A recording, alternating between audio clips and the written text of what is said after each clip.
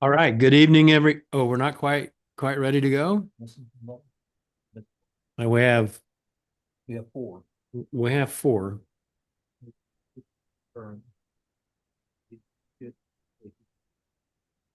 You did.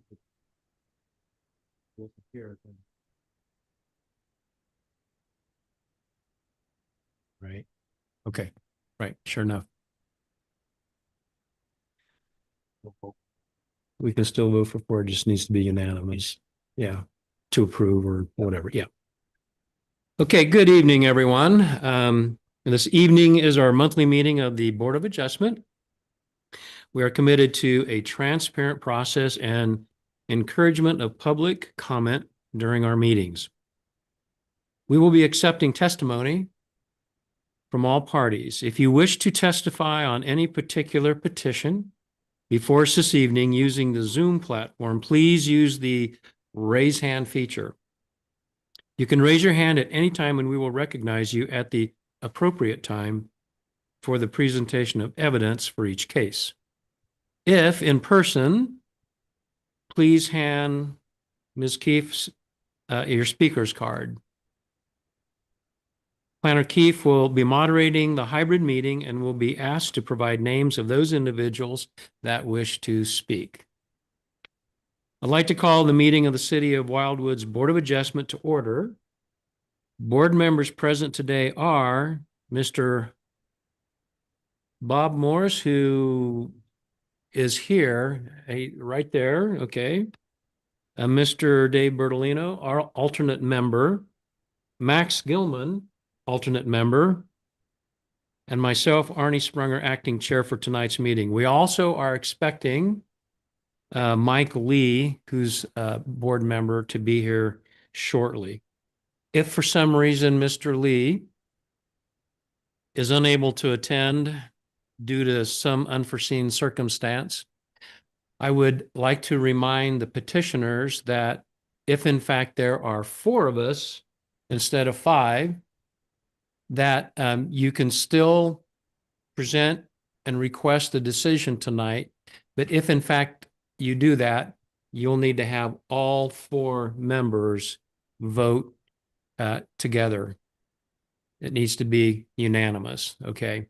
If you would prefer not to do that, and if Mr. Lee is not here, you have the option of deferring your case until a later date.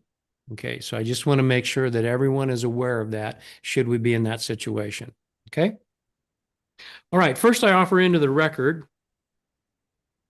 I don't think I introduced the planning staff members. Okay, the Department of Planning staff present is Joe Bunich, Director of Planning, and Robin Keefe, Planner. City Attorney Sarah Rutherford and Court Reporter Courtney Tallman are also present on Zoom.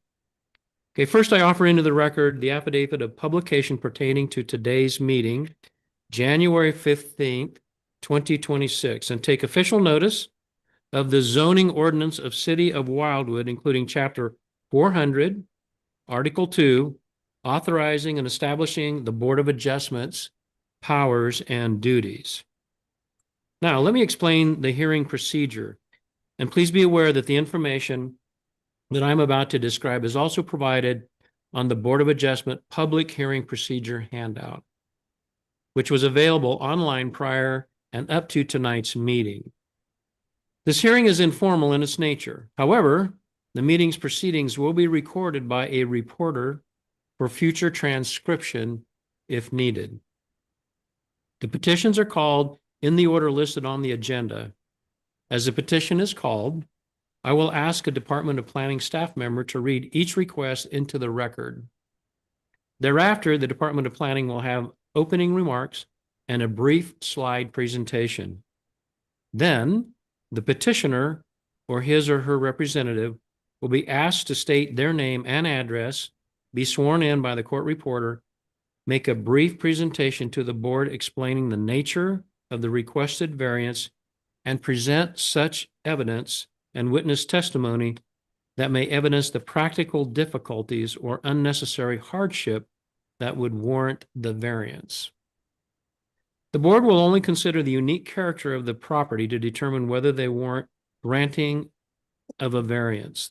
The petitioner's presentation shall be limited to 15 minutes total, inclusive of any questions posed by the board, unless such time is extended by the chair. Board members may ask questions to clarify the facts of the petitioner's presentation. When the board is satisfied with the material presented by the petitioner, the chair will then ask if there is anyone present or online who would like to speak in favor or opposition to the requested variance.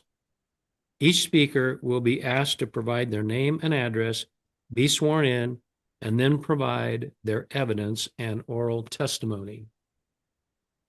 Witness testimony shall be limited to 5 minutes, inclusive of any questions posed by the board, unless such time is extended by the chair. Procedurally, the petitioner may request a continuance at any time during the hearing and prior to a call for the vote in order to bring in additional evidence or testimony. The board may also continue the proceedings. After the submission of testimony and evidence from all interested parties, the board will ask a staff person to provide the Department of Planning's report on this matter if requested by any member of the board, the petitioner, or any individual that is participating in person or online. Once all witnesses have been heard, I will call for a motion to grant or deny with or without conditions. Then the board will vote. At that time, the presentation of evidence relating to the petition is concluded and no further evidence will be permitted. The board may make a decision today. 4 members of the board must vote in favor of the variance for it to be approved. If a variance is approved, the petitioner has 6 months to obtain the necessary permits or establish the use, or it will expire. If the board's decision is unfavorable, the petitioner has the right of appeal to the St. Louis County Circuit Court. This appeal must be done within 30 days of the decision. Okay, Ms. Keefe, are there any questions at this time? At this time, if there are any questions from the individuals online, please use the raise hand feature.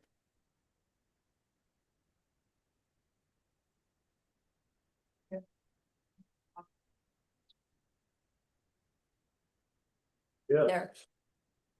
Yes, we do have one question, Mr. Chair. Okay, sir. Can they revise their request for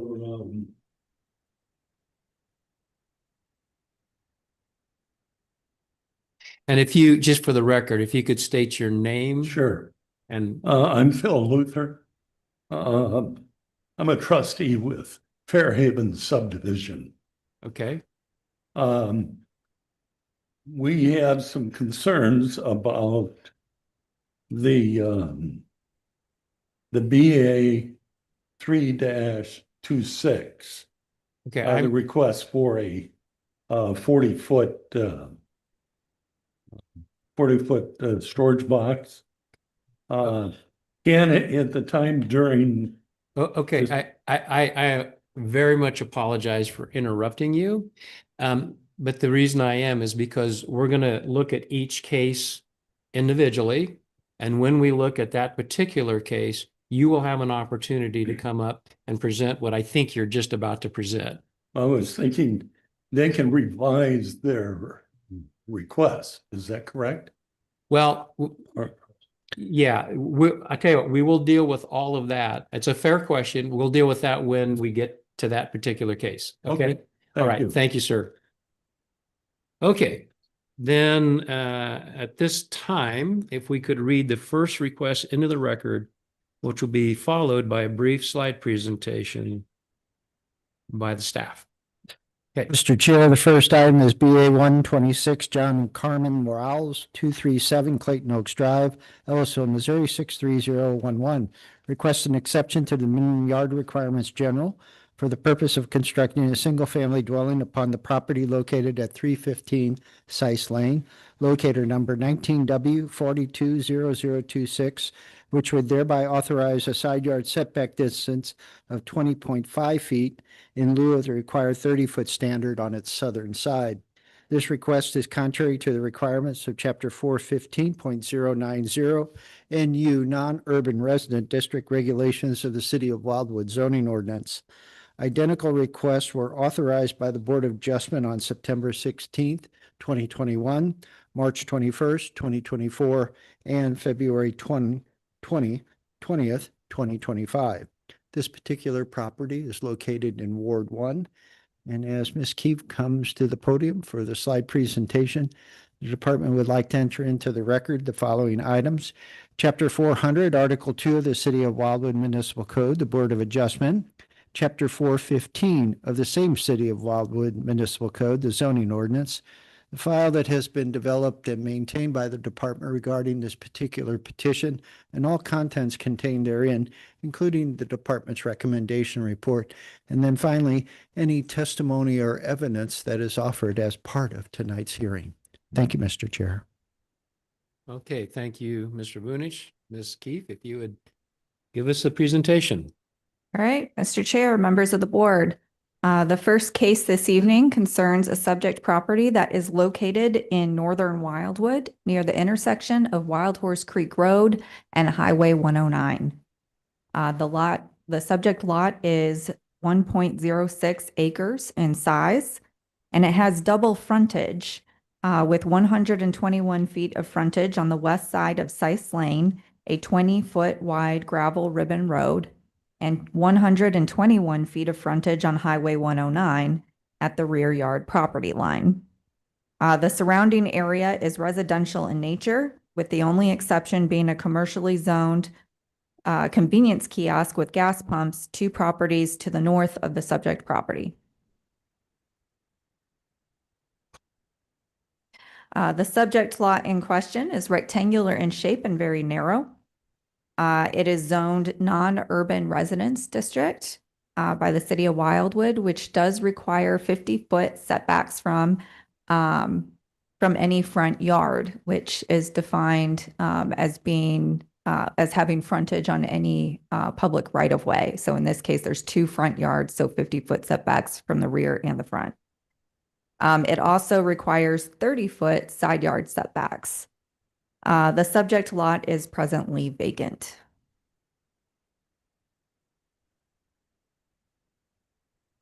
The property is relatively flat. The front portion of it is relatively flat, but there is a 20% grade change just beyond the proposed building site, which we'll get to in a second. The overall relief of the property is 45 feet. It is heavily wooded towards the rear, but a good portion of that wooded section has been cleared out as part of some improvement projects to Highway 109, namely a roundabout that was installed just to the north of this property. Speaking of that roundabout, again, with that installation, over half of the heavily wooded portion of the property has been removed, so certainly reducing its usability. In this instance, the petitioners have presented identical requests to this board on 3 previous occasions, but have not moved forward for personal reasons and also for delays associated with their engaged engineer on the project in this latest instance. However, what they are requesting is a southern side yard setback distance of 20.5 feet in lieu of 30 feet, which is required by the non-urban residence district. The petitioner notes the narrowness of the lot as their rationale for the project, which only allows for a structure approximately 60-foot wide, which is too limiting for a reasonably sized dwelling and garage when also dealing with the grade change to the rear of the building site. They also note the changes to Highway 109 as reducing the usability of the lot. This is looking northeast on Sice Lane.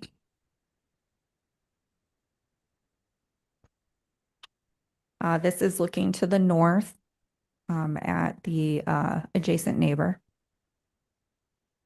This is looking east across Sice Lane. And that's just a closer view.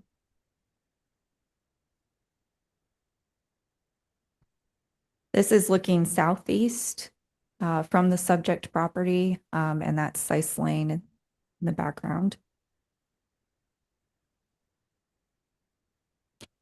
This is looking west. And here you can see some of the clearing.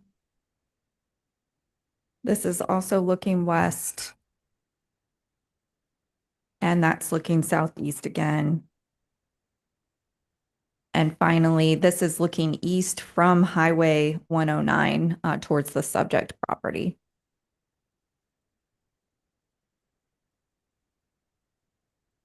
The department has received an email expressing support for the petitioner's request from the owner of the two immediately neighboring properties, as you can see on this map. One is just across the way from the subject property, and one is just to the north of it. And that concludes my presentation at this time. At this time, if you have any questions of the department, Director Vunich and I are available to answer them. Thank you. Thank you, Ms. Keefe. Are there any questions from any of the board members for Ms. Keefe? No? Okay, thank you. At this time, I'd like to call the petitioner forward and ask that you state your name, your address, and the relation to the property. John Rouse, 237 Clayton Oaks Drive, Ellisville, Missouri. Owner of said property. I appreciate you seeing me again. We've been up here several times. And we're going to get you sworn in by the court reporter, and then you can go. Yeah. Okay, if you'd raise your right hand, and Courtney. Do you solemnly swear that the testimony you're about to give in this cause will be the truth, the whole truth, and nothing but the truth? Yes. Thank you. Please proceed. You guys approved me last spring, which I appreciate. Had some setbacks with my wife health-wise, but also with the engineering. They delayed me because they were short of staffing. Got all the engineering that Wildwood recommended that I needed to get for the permitting, but it was not within the allotted time that I needed before the Report expired. before it expired. Yeah. Is the reason why we're back here. As was stated, the gentleman that owns a property right next to me has approved, has no problem, and across from me has no problem.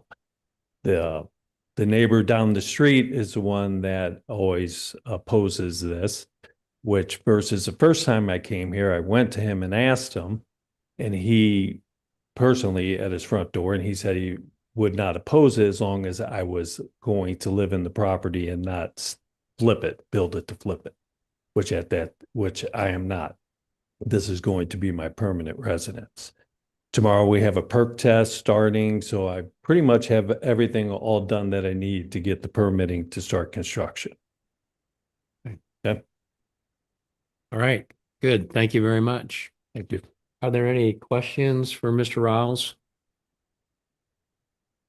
Nope. Okay, that was easy. All right. All right. Thank you. Thank you, sir. All right. Are there any individuals either online or in the audience that would like to speak to this request? Okay, if you'd come forward, sir.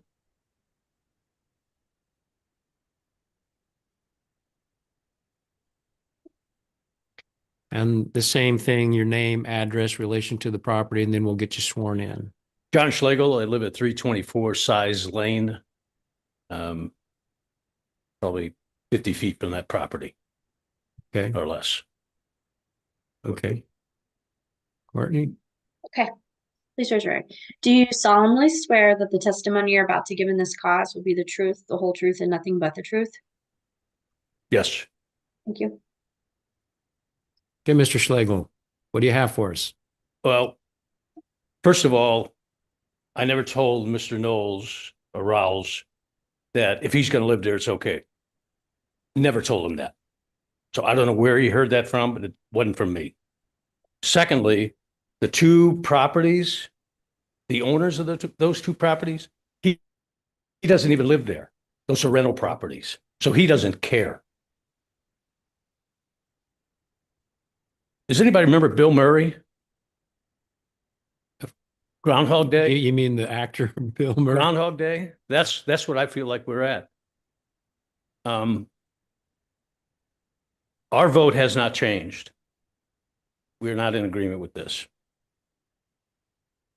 This is a waste of my time. It's a waste of your time.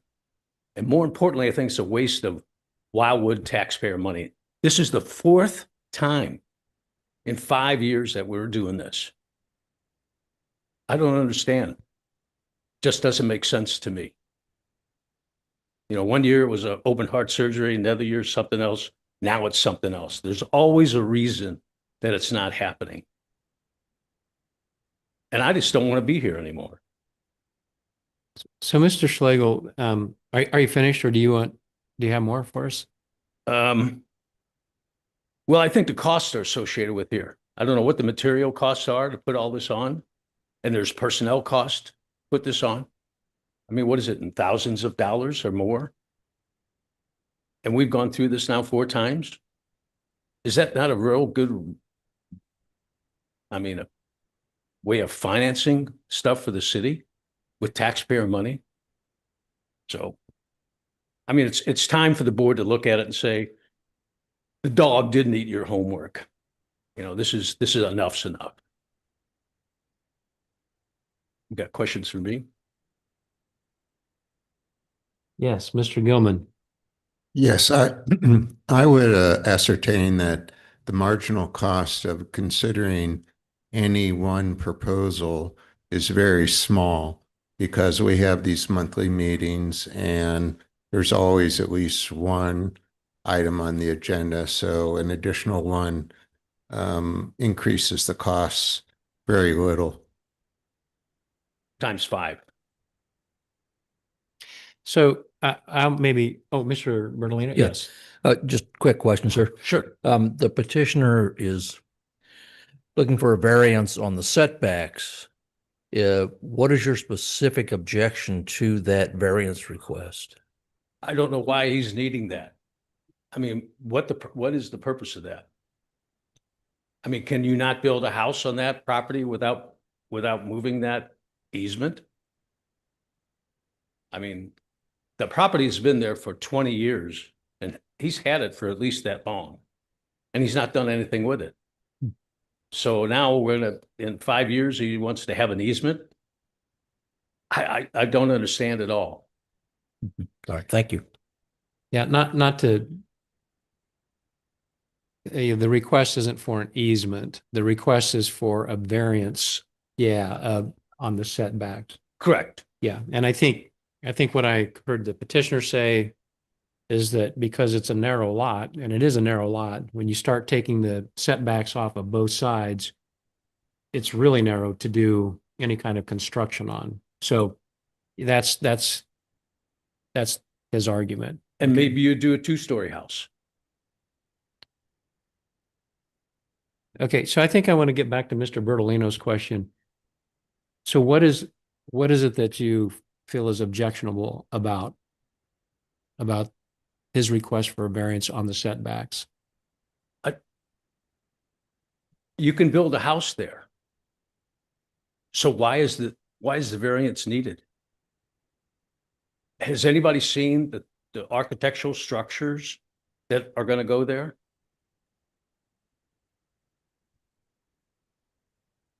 Have we seen any? Have you guys seen any? You mean the blueprints? Yes. Yeah. Well, I think in the presentation, there was a general outline of what the structure would look like. I guess I could defer that question to the staff or to the department, whether or not you've seen any blueprints for the structure that would be constructed there. For the purposes of tonight's meeting, we did not include any of that type of information in the packet. From the standpoint of our code, we have architectural review for single-family dwellings if they're constructed inside town center. This area is not in town center, so our code allows property owners and home buyers to basically build what they want. Thank you. Anything else, Mr. Schlegel? No, I think we'd just like to bring this to an end. I'm just, it's very frustrating. And to know tonight that the two adjoining properties, the owner has given them okay. The owner doesn't even live there. It's his Latino workers that live there, not him. Can I ask a question, please? Sure. Yes, so we understand that, but the question from Mr. Bertolino and the chairman was, what is objectionable about the 20-foot rather than the 30-foot easement? So that's the central question that we have not heard an answer to. We want to know why you object to 20 rather than 30. Again, I go back to, has anybody seen a blueprint of where this house is going to be? So you're And- concerned about the nature of the house? Correct. I mean, if you can build a house there without the easement, not the easement, but the setback, can you do that? Why not? Then it provides more setback or a continuation of the same property lines as they were before. Correct? Yes. Okay, so why not do a two-story home? Why go? Okay, I understand. Why go all through this because I want to build this specific home? And the two homes that house is going to be looking at, I mean,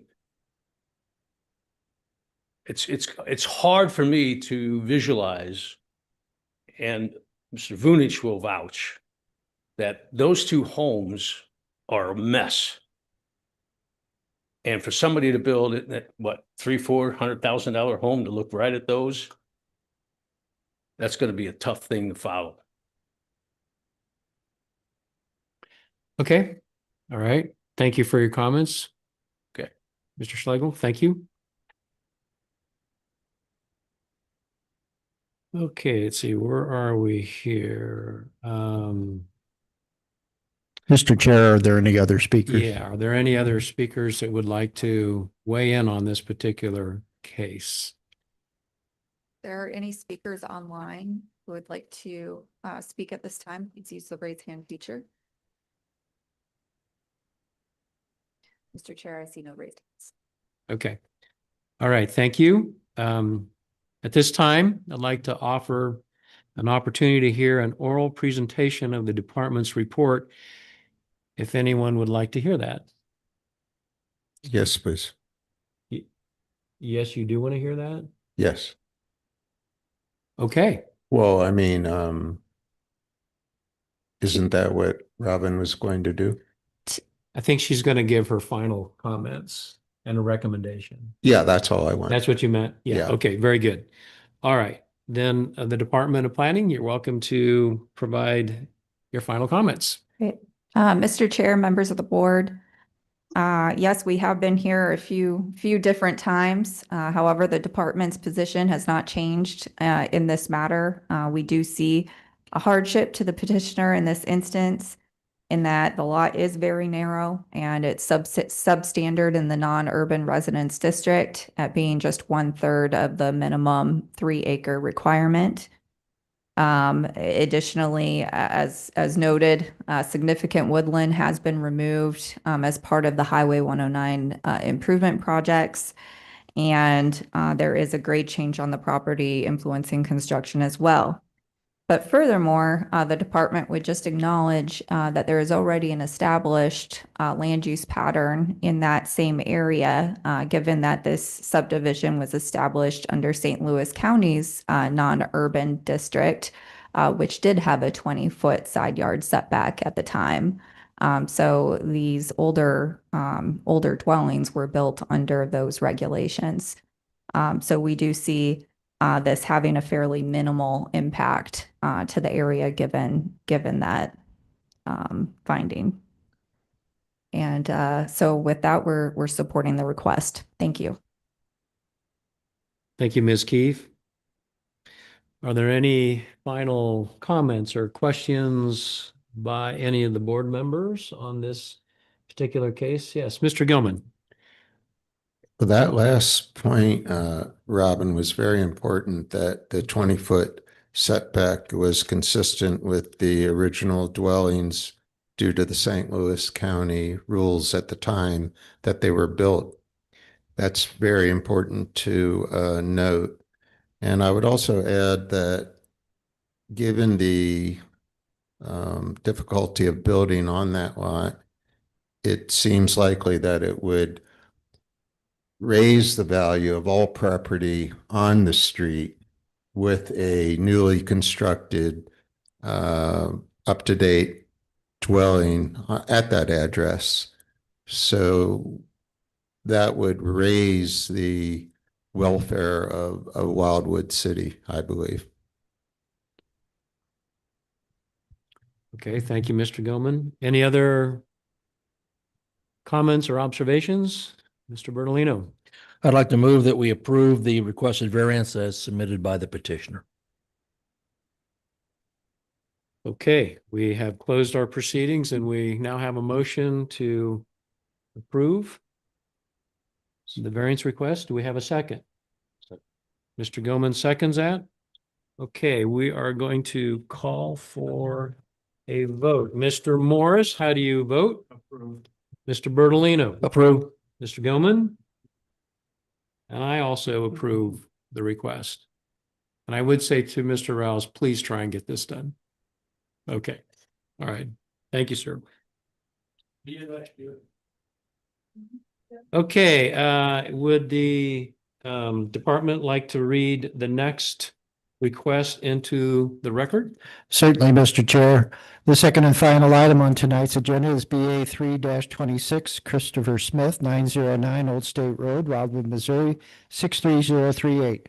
Request an exception to the miscellaneous regulations of the zoning ordinance that states no accessory structure or use shall be established on a lot without the benefit of a primary building or activity being in place on the same property for the purpose of installing a temporary storage container with a size of 40 feet by 8 foot at 909 Old State Road, locator number 24U 230993.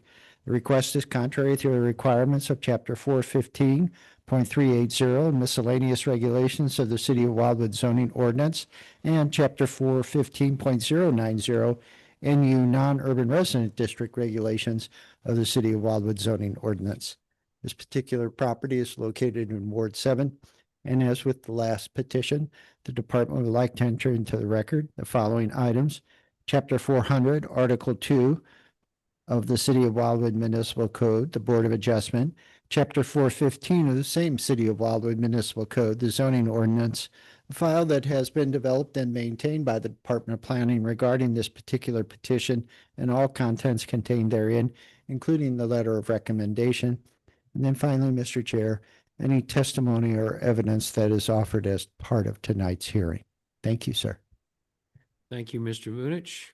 Ms. Keefe, if you would like to give us a presentation. Mr. Chair, members of the board, the next case involves a subject site that is a 10.14 acre lot located just north of Old State Road, along Old State Road, which is a county maintained arterial roadway. This property is directly across from the Fairhaven Estate subdivision. To the north and south of the property are residential subdivisions zoned R2, 15,000 square foot, and R3 10,000 square foot residence district, also with associated planned environment units approved by St. Louis County. So fairly dense developments. To the east and west are large residential lots with frontage on Old State Road. These lots help maintain the character of Old State Road as it is today, which is a largely rural character.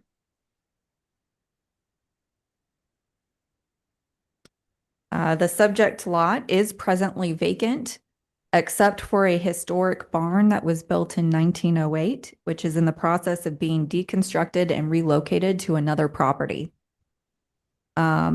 Previously, there have been structures there, including a historic dwelling built circa 1915, which were removed by the prior owner following a significant house fire in 2023. So now the property is vacant because of that. It is zoned a non-urban residence district.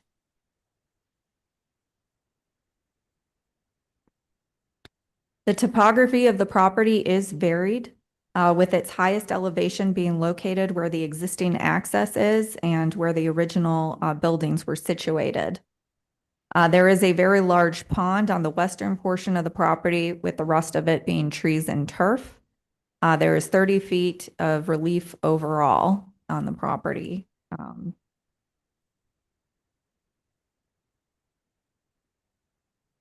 The applicant in this case is proposing to install a temporary storage container, which will be 40 feet by 8 feet in dimension. He has noted on the application that it will be used for storage of property maintenance items prior to the construction of a single-family dwelling and associated garage. The proposed location for this shipping container is where the old barn is presently located on the property. So you can see that in this red circled area. The proposed container will be significantly set back from all the property lines. It is 120 feet from Old State Road. It is 162 feet from the rear yard property line, and then significant distances to the east and west. As noted in the agenda language, the city's requirements do state that no accessory use such as this structure can be established without the benefit of a primary building or activity on the lot. This is looking north from across Old State Road. So this is Old State Road. And here I'm standing in the Fairhaven Estate subdivision, looking north towards the existing barn structure upon the subject property. So this barn structure is approximately where that shipping container would be located when you're looking at this picture. Here we're looking northwest upon the subject property, again, across Old State Road. This is looking west on Old State.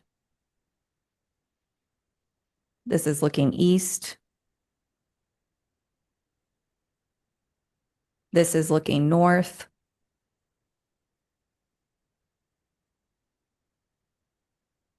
This is looking northwest. We're standing in the present access drive. This is looking northwest.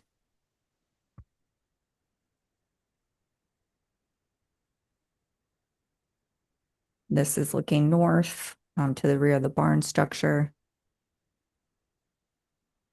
This is looking northeast.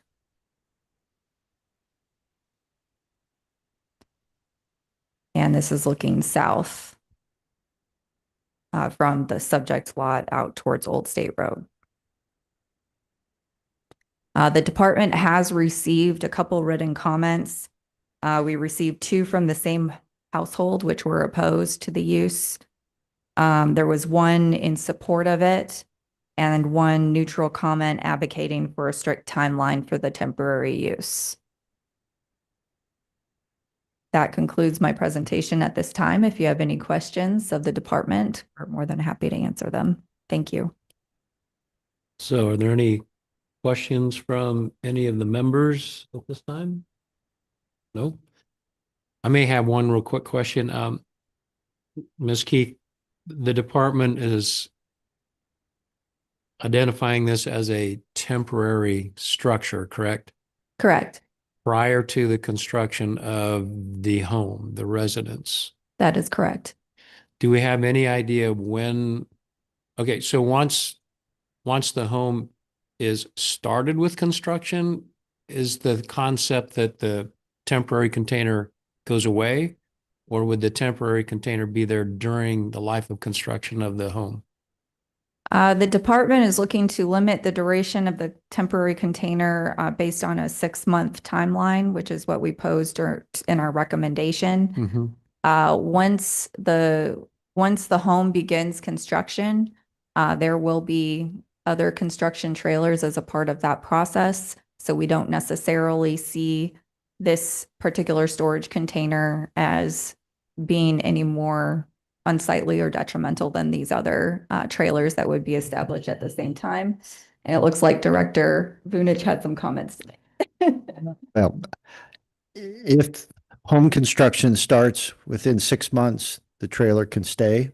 If home construction doesn't start within 6 months, under the recommendation from the department, it would have to be removed. Okay. And if it does, if construction does start within the 6 months, then how long is the department thinking that the temporary trailer can stay there? The zoning ordinance allows 2 types of temporary structures. One is a display trailer in conjunction with a residential subdivision that's under development, and the other is temporary construction storage units like this, and they can stay on the property up until the occupancy permit is issued, and then I believe 30 days thereafter. And so the intent is to move them off the site as quickly as possible, regardless of the circumstances. Okay, so just to be clear, if this variance were granted and the petitioner started construction on their home one day short of 6 months, the trailer is okay, or the container, whatever that thing is okay to be there. And then for the life of the construction of the home, and then maybe it's 30 days thereafter, but soon after occupancy permit, they would need to remove the trailer or the container. Which means depending on how long the construction of the home is, if it's a year, it could be a year and a half total potentially that container is there. And I'm just saying this because I want to be clear that everybody understands what we're talking about here. Yes, again, the zoning ordinance allows these types of structures, trailers, storage units, to be on site during construction. Construction can only begin when authorization from the city is granted and building permits have been issued by St. Louis County. There is a timeline associated with the unit staying after construction is complete and occupancy is granted. If the property owner wanted to wait and start construction, he would not need to come before the board. But his request is to place it before construction starts, and the ordinance doesn't accommodate it. And so that's why the Board of Adjustment must hear the case. Right. Okay. Thank you, sir. Thank you, Ms. Keith. Another Oh, question. there, Mr. Hillman. Mr. Vunich, would construction on a house count as a primary structure? Yes, sir. So therefore, that container would be allowed, given that there was a primary structure once construction starts. Yes, once construction starts, we consider the primary use or the principal use established, and the trailer could be there through that period. And then, as I say, I believe 30 days thereafter, once occupancy is granted. Right. And so I'm just making the point that the whole reason for the request of a variance is that there's not a primary structure. And once construction starts, there will be a primary structure. And so no need for a variance from that point onward would even be required. That's absolutely correct, sir. Thank you. Any other questions for the department? Mr. Bertolino?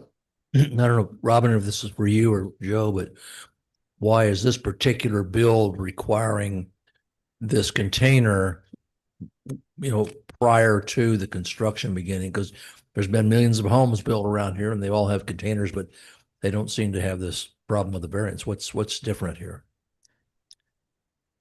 Mr. Bertolini, I say that's an excellent question for the petitioner. Explain what the motivation is or the necessity for the variance and the container. And with that, this seems like an appropriate time to call the petitioner forward. If you would, whoever the petitioner is, come forward, state your name, your address, your relationship to the property, and then you'll need to be sworn in by the court reporter. And just remember, you have 15 minutes. No problem. Yeah, okay. My name's Chris Smith. I'm the actual property owner. I have Tom Young, my architect, with me. That's kind of helped me put this presentation together so we could make sense of what we're doing and why, to answer your question. So my name's Chris Smith. I own the property at 909 Old State Road. What else did you say I needed to tell you? We'll get you sworn in, okay? Okay, he's going to do the talking, but I'll be happy to be sworn in as well. Okay, well then we'll need your name, Go ahead. your address, your relationship to the same routine. Yeah. Yeah, so Tom Young, I'll be the architect in the project. So we're currently working on the home design. I'm a Webster Groves resident, so I live in 944 Tuxedo Boulevard in Webster Groves. Okay. And are both of you going to be speaking, you No, think? he's just going to do. I'll just run through a presentation, share my screen, and explain a little more detail. Okay, well then let's get you sworn in, okay? Okay. Okay, please raise your right hand. Do you solemnly swear that the testimony you're about to give in this cause will be the truth, the whole truth, and nothing but the truth? I do. Thank you. All right, thank you, sir. Please proceed. Let's see if I can get this to work. So I just pulled up a Google Earth model just to kind of give everybody a little more context on where we are. So obviously we're up in Wildwood Town Center currently at City Hall. So this property is southeast of our current location by a half a mile, I'm not sure exactly on the scale, but you can see it's an 11-acre site, 10 acres plus or minus, kind of located within these suburban developments surrounding us. So the idea is that Chris has acquired this property. He's not developing 30 homes. He's building his primary residence. He's excited about it. We are working through the design process currently. And I think the idea with the trailer is that Chris could have a lawnmower on site and stuff to maintain what is a large piece of property until we get all the way through design phase, full permitting, et cetera. So that's the intention, is that, you know, he wasn't trying to ruffle any feathers or get anybody upset. He's just excited to get going and maintain the property and start to improve it. And just to give you a little more context, I'll zoom in where we're talking about located. So I'll zoom in. There's a little existing little gravel roundabout drive here currently. This is the barn that Chris has found a user for, that's selectively demoing it and relocating on another site. They're going to re-erect it. This is the home that burnt down a year ago or so. That's way before I was involved. And then we just quickly included an icon to show this is roughly a 8-foot by 40-foot by 9-foot trailer. There's a lot of existing vegetation on the site. So the hope is, I mean, we're happy to locate it wherever it's the least, I guess, offensive to surrounding neighbors. But the understanding is there will be a very nice home built on the site within, I don't know what, once you issue a permit, usually it's like 12 months, you have to complete it, and you can obviously have extensions, but the goal is, you know, to be built in 9 months from when we get our permits issued. So that's just it. The trailer would be used for storing a lawnmower and some equipment to kind of maintain that and the pond that exists on the site. So, I mean, I pulled this Google model up just to illustrate where that trailer would exist. And we placed it here too, because it's right off that gravel drive and there is a lot of topography on the site. So I'll pull up this little PDF just to explain. So again, here's the whole site. Here's that existing gravel roundabout. Here is that barn. If I flip to the next slide, you can kind of see this is zoomed in option to say everything dashed in here in green is kind of some existing vegetation that exists. Chris has thinned some of that out, which he kind of did that without realizing he couldn't do some of that. So I know that Wildwood stepped in and said, hey, let's hold. And again, he's just excited about getting going and building his dream house. So this was one option that we're going to put that trailer here. I know we talked about, I think on your presentation, it could be down in that barn, but that made me maybe more visible. So we're open to options on where it could go, but we thought maybe just nestled in here behind this existing greenery may be the best location for what is going to be a temporary structure. So I'll zoom down. And so this is a photo. Again, you can see that barn off to the side. And if I click to the next slide, that barn is 42 feet long. And this right now, this photo was taken earlier this week. So all that vegetation, it's thick, but it doesn't have any greenery on it. But within a couple of months, it will.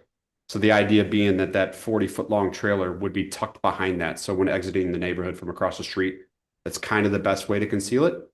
Because I know there's also some requirements for additional vegetative screening, which we're happy if you'd approve this to do that, but that is another $3,000 to $5,000 in plants that we'd be planting around a container only to rip out in 3 months. So this thing's not, and the other thing is he's not buying this container, he's leasing this container for thousands of dollars. So he doesn't want it to be there for a long period of time either. Like there's an incentive for him to get it there, start cleaning up the property just by mowing the grass and maintaining the pond, but really he doesn't want to have it there forever either. So it's a little bit more information from our standpoint on the project.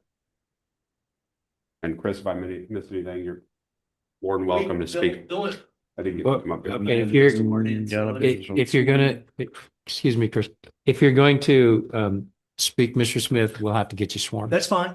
No problem. Okay. Let's, I see your. Courtney, could you go ahead and swear in Mr. Smith, please? Yes. Do you solemnly swear that the testimony you're about to give in this cause will be the truth, the whole truth, and nothing but the truth? Yes, ma'am. Thank you. So when he was kind of moving back and forth across that slide, you can see, we were talking yesterday about we understand that it's the neighbors that are, it's not going to be that appealing for them, although it's not like a bright green or some ridiculous color or something. But we were talking about, I could even situate it from front to the back of the property so that the wider spot is not, across the street from somebody's subdivision when they're pulling out and they have to, right now there's where he's got that green, the green right below where the container is right now in the picture.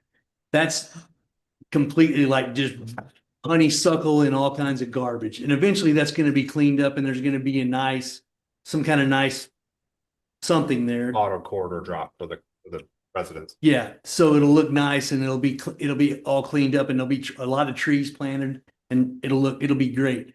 But I mean, right now I didn't purposely clean that up so that, we have a little bit of a barrier there. And obviously, like he said, the goal is not to have it there even, 6 months. It just depends on how long it takes to go through the process of getting through the city and getting through the permits and all that kind of stuff. Because the first thing we got to do right now is get a grading permit and get the architectural drawings and things done so that I can finish cleaning up the property and then give you guys, or not you specifically, but the city, a plan of where I'm going to plant trees, how many I'm going to plant, all that kind of stuff is something else that I have to do as well.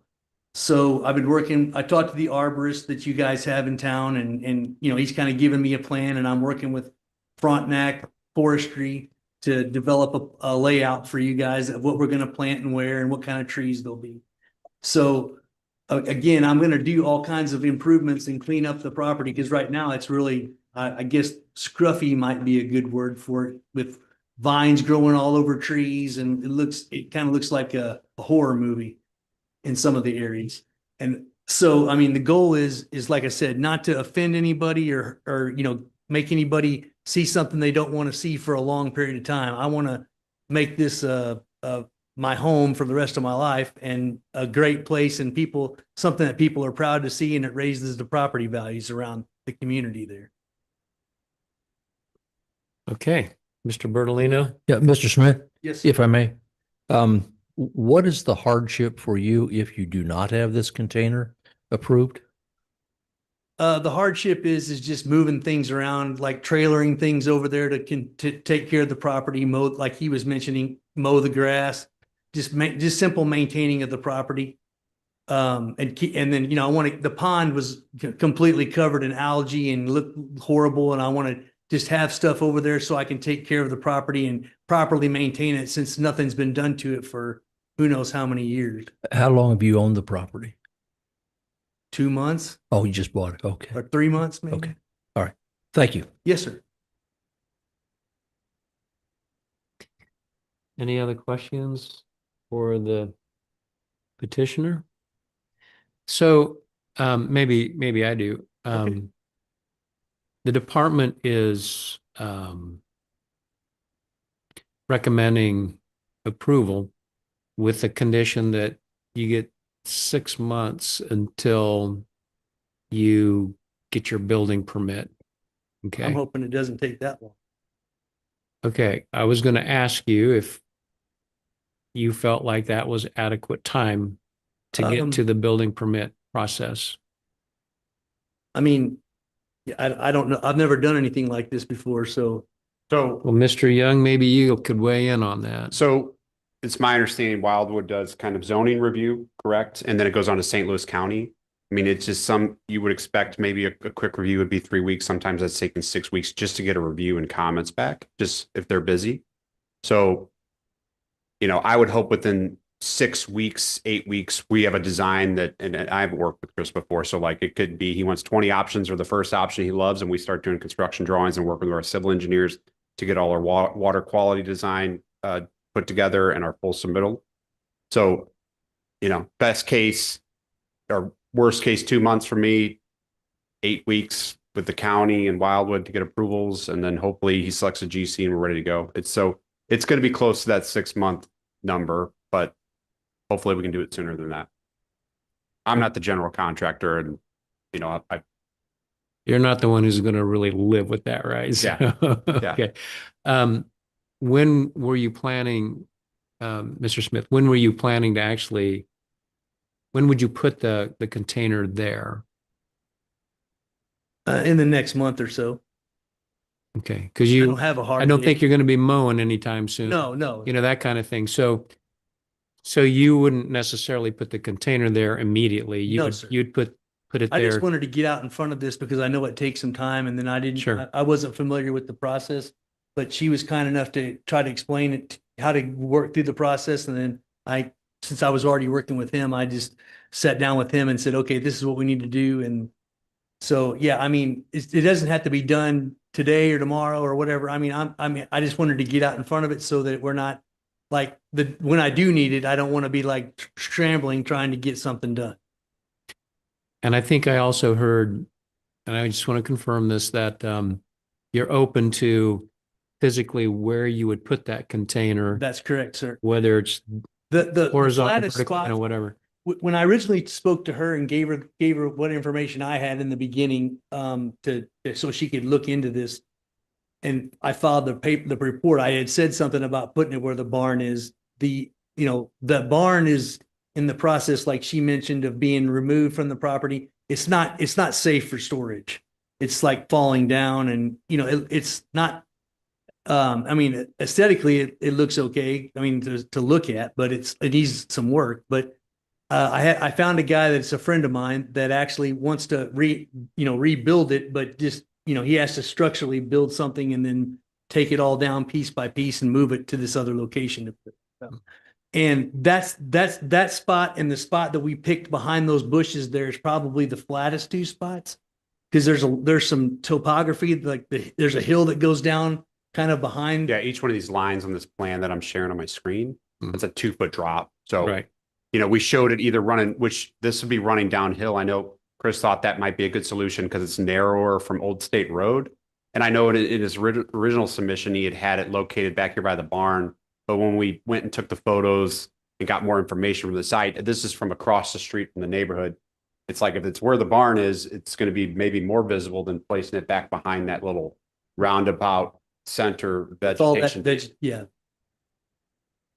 And we want to make it the least intrusive to the people that live around there. We're not trying to make a big, do anything that's gonna, cause any issues with the other people around there. And if the recommendation from you guys is that we put it in a specific spot and put some plants around it, we're going to do whatever you ask, or whatever whatever the surrounding people, or what, we'll take feedback from anybody and be willing to try to accommodate everybody if possible.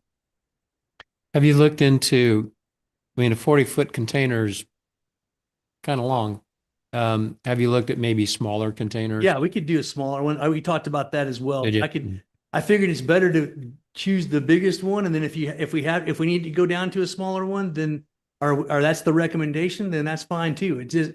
It's like, pick your poison, it's kind of like, you go ask for the worst and hope for the best, or whatever you want to say about, I mean, it didn't have to be 40 feet. I mean, I'd like to have 40 feet just to have plenty of storage, but if that's not the recommendation that you give, or you feel like it's better if I do what the 20-footer or whatever the half size one, then that's fine too. I'm not going to complain about it. You're doing me a favor by letting me store stuff over there so I don't have to find a place to store it and haul it back and forth. Right. I think what the board would be thinking about is, how to accommodate everyone's wishes. Sure. And look, I want to be friends with all my neighbors. I don't want to go start off on the wrong foot with everybody. I mean. Okay. All right. Thank you, sir. Yeah. Any other questions for the petitioner? Yes. Mr. Gilman, yes. Well, the original question that was put forth by one of our members was why there was a need for the variance in the first place. And the answer in some of the sheets I've seen was to store construction equipment.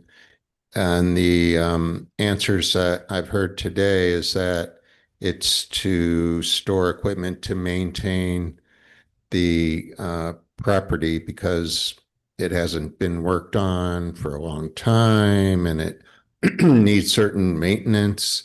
Sort of ambiguous on that. So I'm wondering whether from the Parks and Recreation, when you have a new development and on a large acreage, this is, I guess, medium, not exceedingly large, but you could build multiple houses. Is it normal that you would have you would allow for trailers like this to be put on site when you were preparing a large redevelopment in a previously undeveloped acreage? Mr. Gilman, there has to be some type of approval from the city to accommodate a temporary trailer. So in the case of a display trailer, we have a preliminary plat that's been approved by the Planning and Zoning Commission, knowing that there are X amount of lots that are going to be developed and the developer's proceeding forward. So there's always some level of improvement. In this case, construction trailers would be allowed once the building permit is issued, which means the city's authorized the building permit process to proceed with St. Louis County. So the only exceptions are the pods that people use occasionally in their neighborhoods to basically move when they're moving or moving out, moving in. We do accommodate those, but those are on a 30-day window. So if I understand what you're saying, Mr. Vunich, it's common to seek approval for something like this when a new acreage is to be developed? Yes, sir. We have Fisher Frictal, who's doing a project up at the corner of Route 109 and Route 100. They're pursuing their display trailer right now. Thank you. Any other questions for the petitioner? Thank you, gentlemen. Appreciate it. Thank you. At this time, are there any individuals either online or in the audience who would like to speak to this matter? And I know there are, so. Yes, Mr. Chair, I have a speaker's card from Mr. Neil Schmidt. Okay, Mr. Schmidt, is it? Yeah. Yes, if you would state your name, your address, relation to the property. And then just remember you have 5 minutes to Thank make you. your comments. Again, my name is Neil Schmidt. I live at 357 Mission Bay Court in Wildwood in Lake Chesterfield. And my property abuts that property. And my question is, number We one. need to get you sworn in. Okay, Okay. So if you'd raise your right hand, Courtney. Do you solemnly swear that the testimony you're about to give in this cause will be the truth, the whole truth, and nothing but the truth? I do. Thank you. Okay, please. My question for the owner is, I'm a little bit concerned about where that trailer is going to be placed. If it's not going to be placed in the front of his property, close to Old State Road, I have no problem with that. If it's down closer to my property, I have a problem with that. So that's just my concern for that. Secondly, I'll just throw this in. He has some old growth trees on his property that abut my property, and there's a fence there. It is not our fence, it was the previous owner's fence. And I'm a little bit concerned about if he could trim those at some point down the road. Because I'm thinking that they're going to get hit by lightning, they're going to get hit by a large windstorm, and they're going to be over on my property. Okay. Yeah, I think that second concern is something that maybe the board isn't going to be able to really deal with. Right. Now, your first concern is about the location of Of the trailer. of the trailer, the container. Based on the presentation given by Mr. Young and what we saw in the presentation by Ms. Keefe, it shows basically where that container would be located behind this growth of honeysuckle or whatever. So now that you know that, how do you feel okay with that? Again, I have no issue if it's going to be closer to Old State Road than to my property. Okay. If for some reason that it's not going to be amenable to place it there, and he determines that I'll place it somewhere else, I do not want to be looking out my kitchen window at a trailer for 6 months. Okay. And your property, just to be clear, isn't north. It's north of his property, correct? I live in Lake Chesterfield, so I'm assuming it's north of his property. Yeah, I'm trying to remember. I'm having a hard time determining northeast, west. Yeah, I think that's probably where your property is. Yeah. Okay. Thank you, Mr. Schmidt. Are there any, do you have anything else to add? No. sir? No. I'm Okay. good. Any Thank you. questions for Mr. Schmidt? Mr. Gilman? Thank you. Well, I think that's a valid concern in that the exact location hasn't been specified and the owner has said that he's willing to locate it wherever. And so I think that the point here would be that as long as they stick to the preliminary location, then it would be acceptable. Yeah. Yeah. And on the trees, Wildwood city law requires that the trees can overhang, and then you have to trim them at your own costs. It's Well- my understanding. Right. They're again on his property. Yeah, it doesn't Yeah. matter. I had the same Yeah. same and issue. last spring, we had 2 trees come Doesn't matter. down on the fence. Well, unless they're Which is his well, that's fence. different. Yeah, then And you can make The right. But previous anyway, I don't want owner- to take up the committee's time with that. So- Yeah, the previous owner's grandsons actually cleaned that up. So that's just a concern. Thank you. Thank you, Mr. Schmidt. Thank you. Okay. Ms. Keefe, do we have another? I know we have at least one more speaker card. Mr. Chair, we have Mr. Phil Luther representing the Fairhaven subdivision. Okay. Did you say Duker? Luther. Luther, sorry. Okay. Mr. Luther, if you would state your name, your address, and your relationship to the property, and then we'll have to get you sworn in. And remember, you got 5 minutes to make your I'll try comments. to make it fast. Okay. I'm Phil Luther. live at 16251 Lakeshore Meadows Court in Wildwood. I back up directly to Old State Road. Okay, and, I'm here representing. okay, before you go on, we have to get you sworn in, okay? Sorry, but we I need. do. Okay, all right, so Ms. Courtney? Do you solemnly swear that the testimony you're about to give in this cause will be the truth, the whole truth, and nothing but the truth? I do. Thank you. All right, Mr. Luther, you may now proceed. We do like to see the development going across the street, by the way. We as trustees have looked at the old property that was there for a long time. The house is falling down and the barn is pretty much gone. It's nice to hear that it's a one home setup on 10 acres. We like that. We're not opposed to a storage container. What we're concerned with is the size. You know, the storage containers come out in 20, 30, and 40 foot.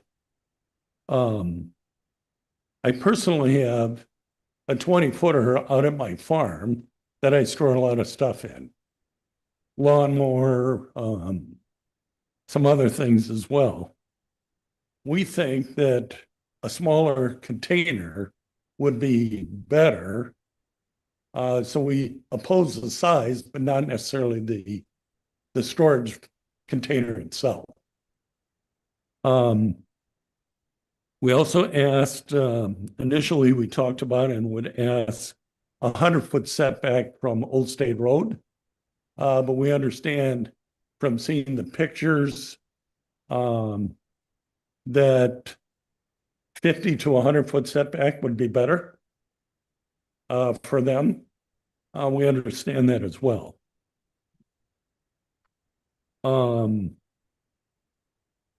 We're hoping that you'll get approval here shortly for the rest of his site mulching.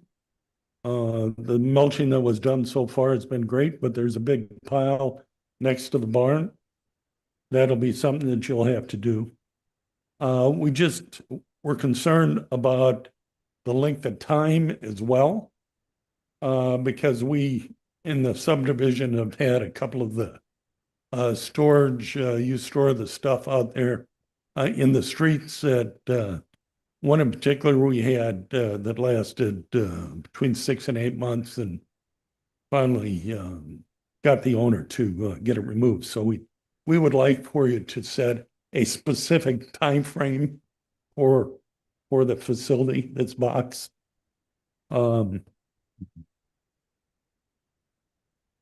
We'd also, it shows that it's going to be a yellow container.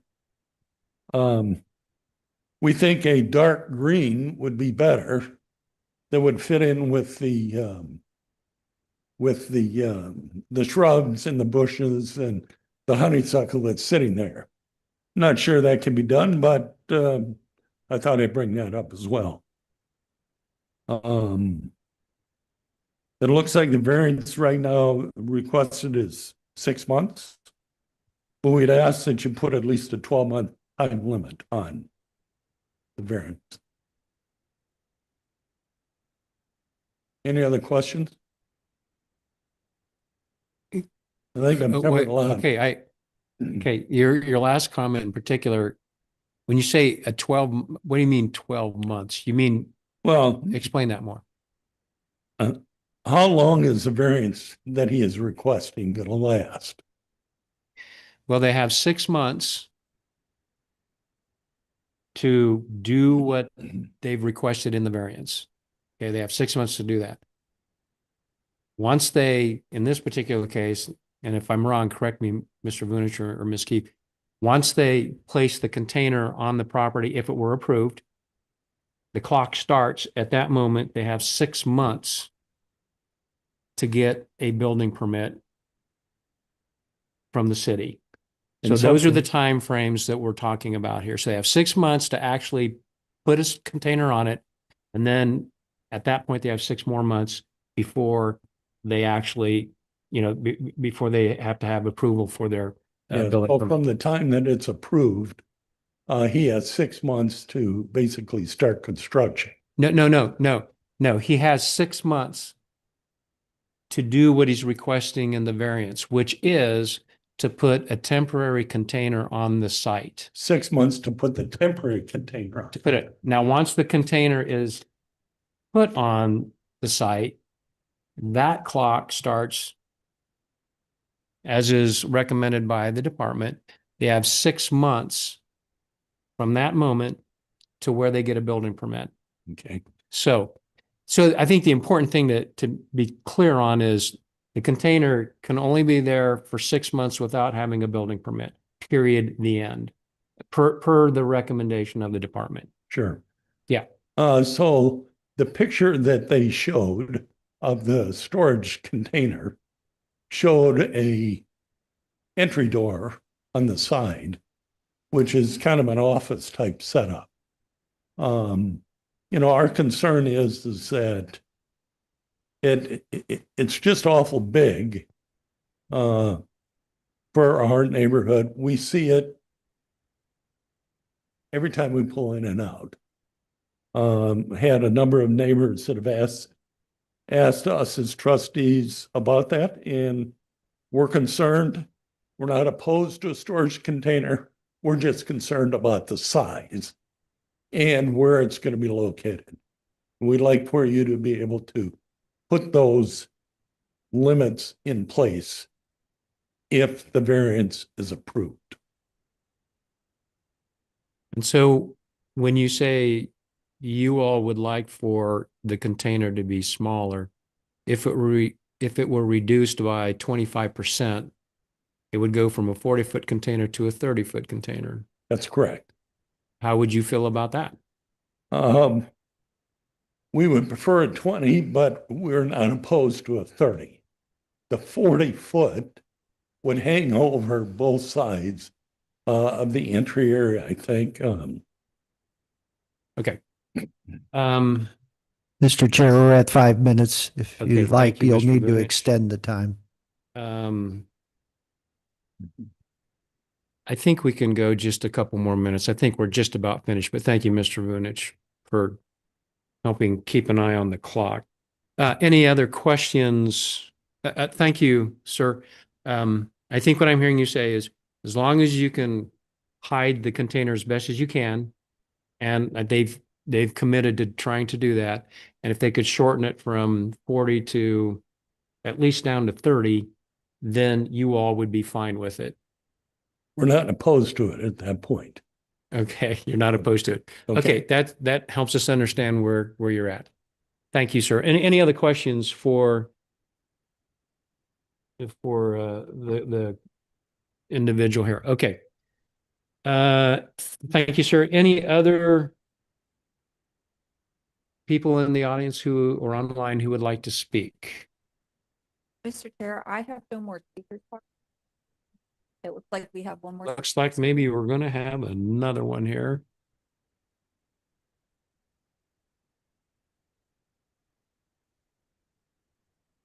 Charles Blood.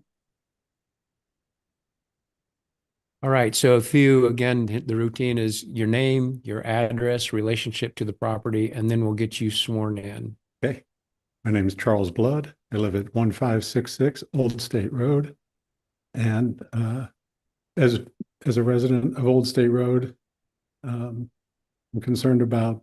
Wait. We need to get you sworn in. Okay. Courtney? Please, do you solemnly swear that the testimony you're about to give in this cause will be the truth, the whole truth, and nothing but the truth?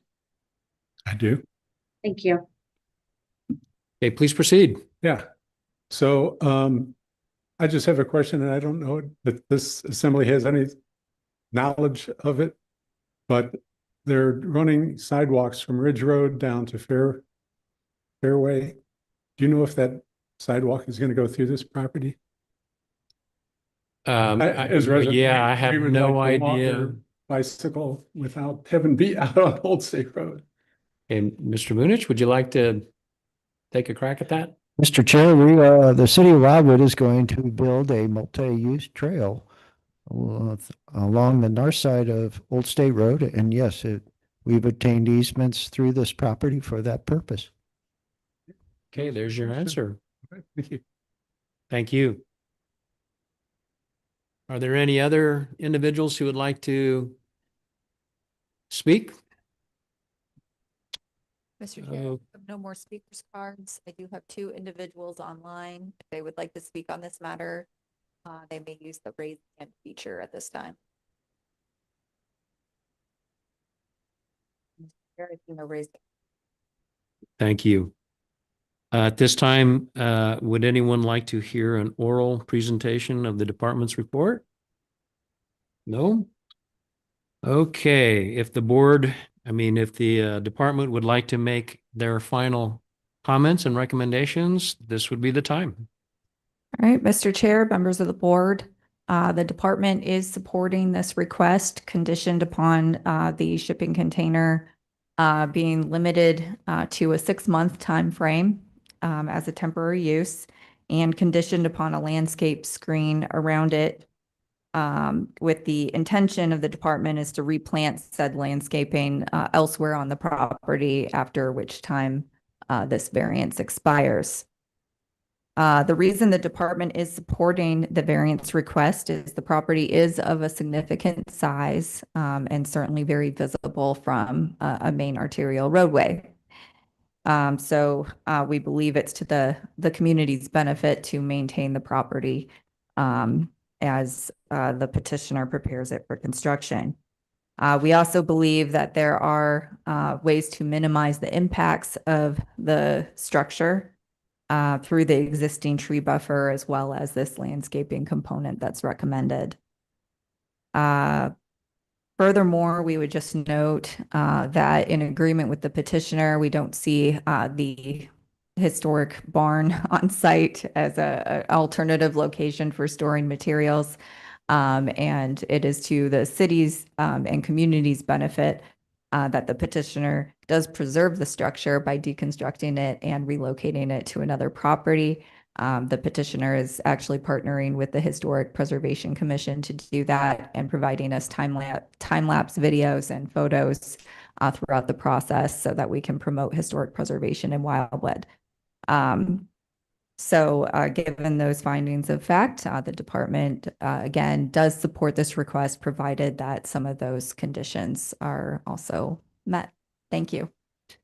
Ms. Keefe, when you talk about a landscape screening plan, would that entail plantings that would eventually get removed after the temporary container is removed?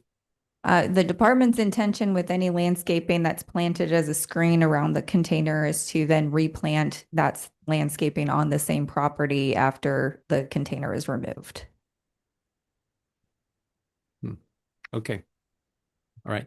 Thank you. Any other questions here, Mr. Gilman? Is that a feasible or common practice? Because I believe the petitioner mentioned that sort of a distaste to planning things and then having to remove them in his comments. It's not typical, but feasible, as is a request to place a container prior to construction is not typical, but feasible if the board agrees. Thank you.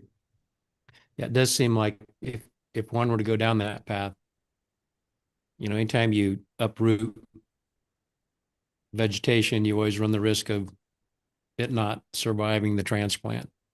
And so it seems like it would be preferable to not have to do that just for that reason. But if it were absolutely necessary, well then that's, part of the plan. The department provides a recommendation to the board members. Obviously, the board members can modify that recommendation and the conditions associated with it. So it's really, if you feel it's not necessary based upon the testimony and evidence provided by the property owner, certainly we understand. Sure. Very good.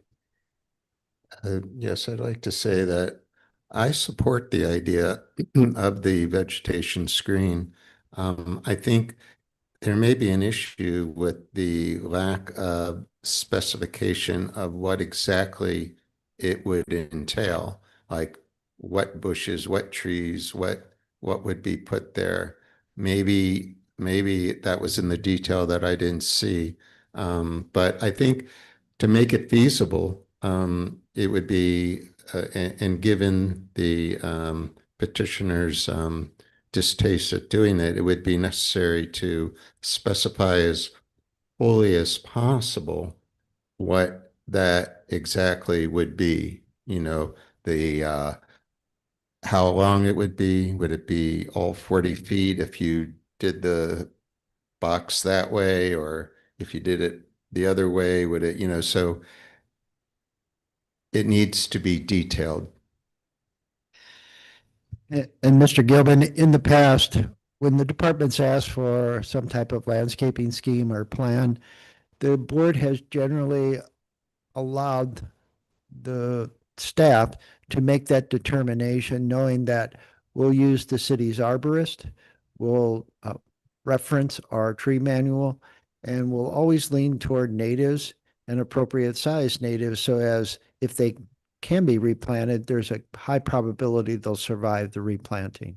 So unless you want to see the landscape plan, which is something the board can request, and certainly we'd be glad to provide, Robin and others in the department will review it, ensure that the intent of the board's action is met, and then we'll hand it off to our arborist to actually implement.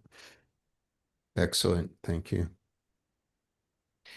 Another way to perhaps mitigate the visual impact to the neighbors, prior to construction and so forth, would be to make the container smaller.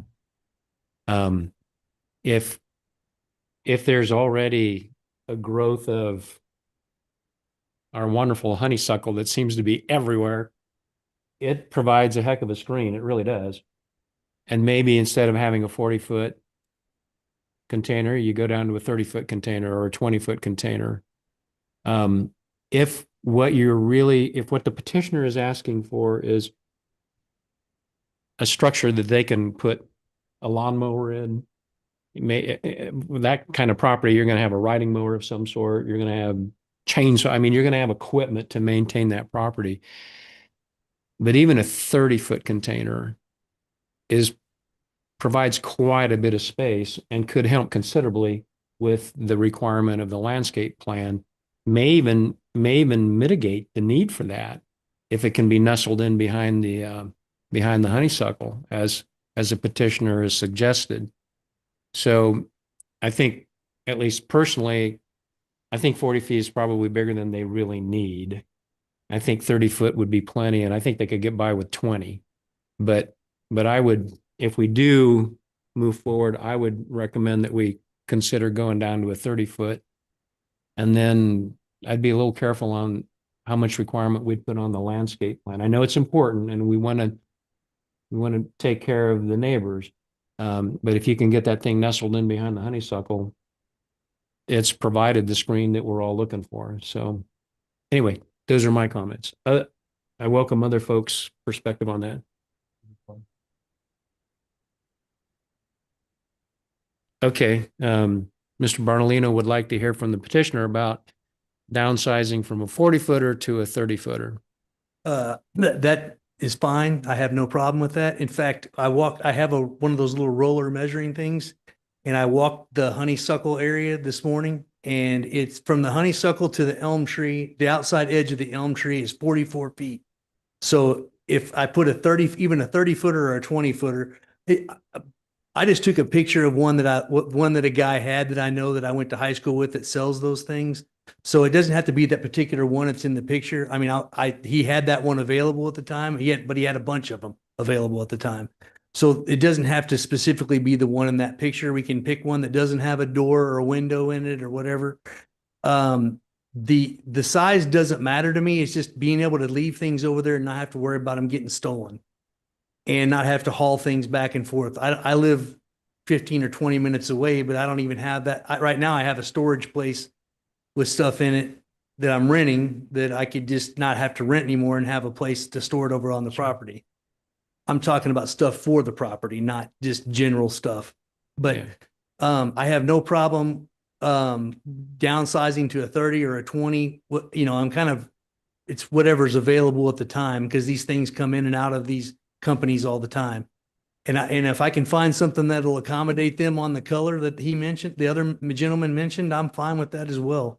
I mean, if it doesn't have to be that color. In fact, I even looked at like trying to find a cover for it that was like, Uline makes these covers that are like 16 by 20 that I was thinking about trying to get 2 of them, and maybe it's just like a camouflage cover that you could put over the whole thing, so it wouldn't be as noticeable. But I mean, I'm happy to do whatever you guys want. I appreciate the Robin and her team working on a plan to let me put it where the barn was. But after I was thinking about it, and the fact that it's more visible from Old State Road and across from this gentleman's subdivision, to see it when he pulls out every day.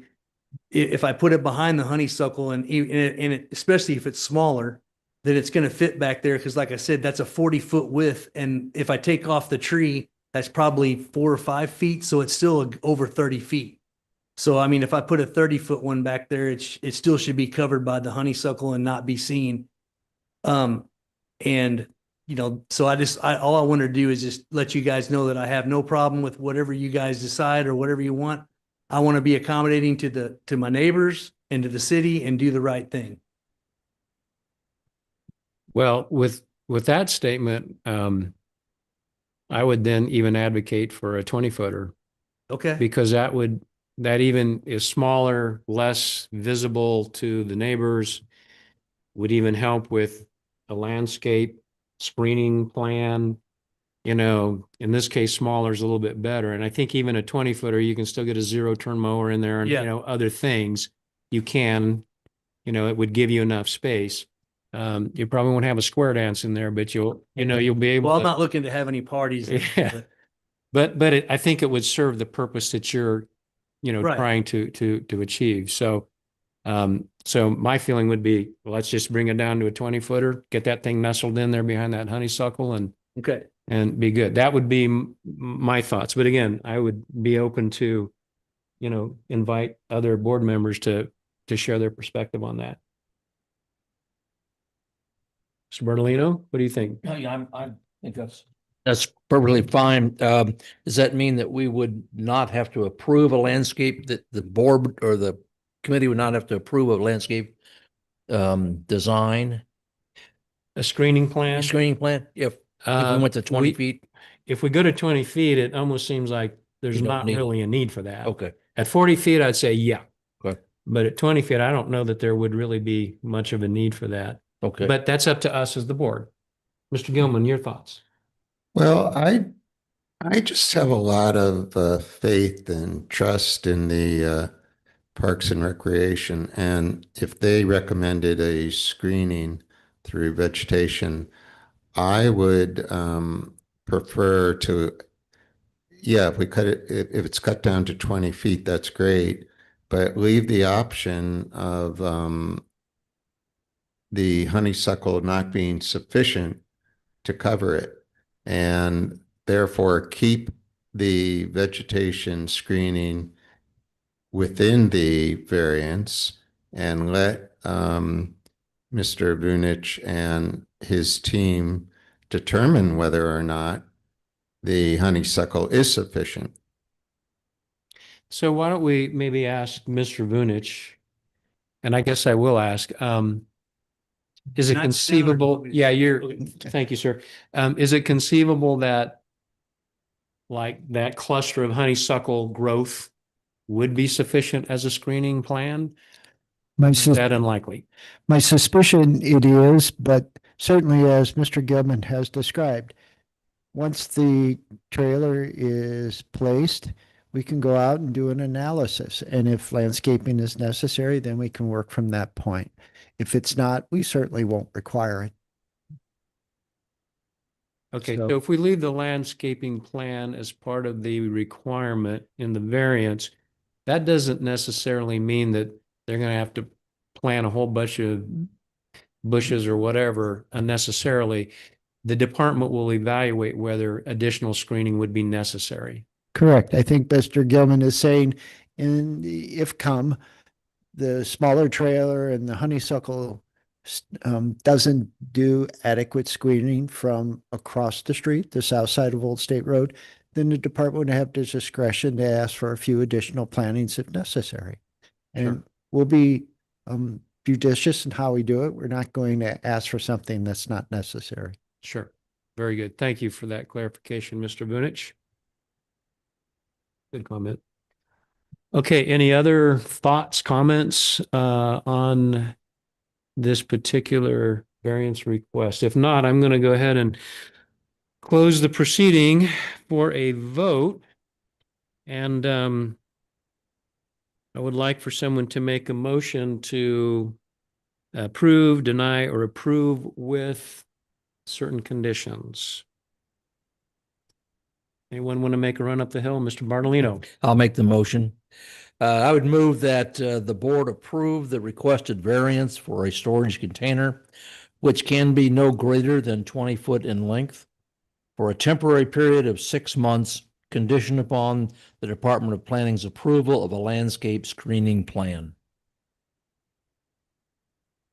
Thank you, sir. Do we have a second? I'll second.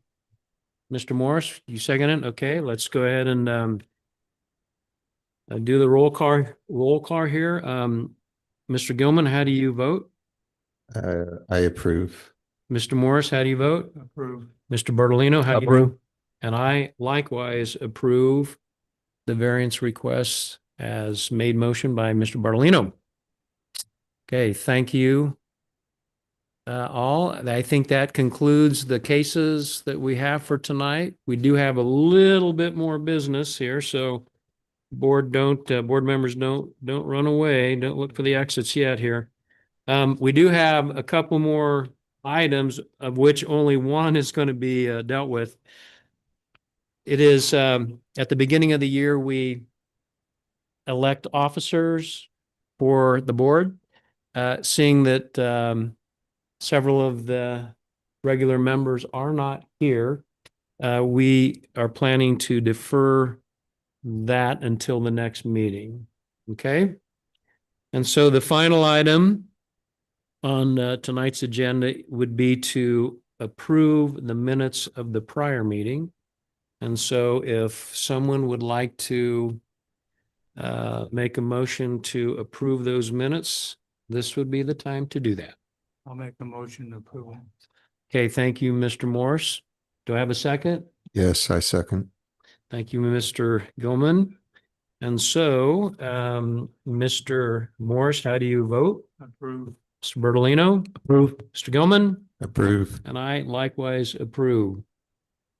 Thank you all. This concludes tonight's meeting of the Board of Adjustment. Thank you all and Happy New Year.